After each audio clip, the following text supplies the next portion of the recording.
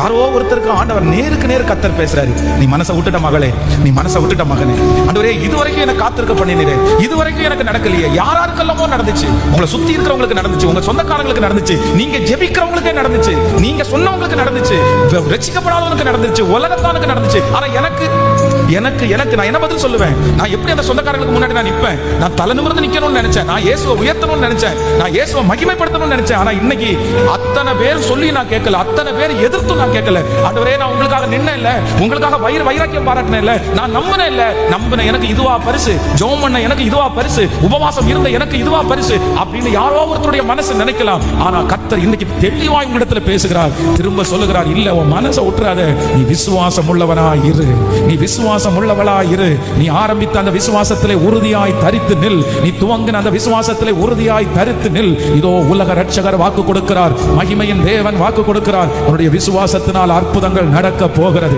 நம்பிக்கையை இழந்திராத, அந்த தடைகள் மாற போகிறது. உன் விசுவாசத்தை இழந்திராத. கர்த்தர் சொல்லுகிறார், மகளே மகனே பிரதர், அந்த விசுவாசத்தை இழந்திராதீங்க பிரதர் சிஸ்டர், அந்த விசுவாசத்தை இழந்திர வேண்டாம். நீ விசுவாசம் உள்ளவனாயிரு, விசுவாசம் உள்ளவனாயிரு, விசுவாசம் உள்ளவனாயிரு. ஹல்லேலூயா.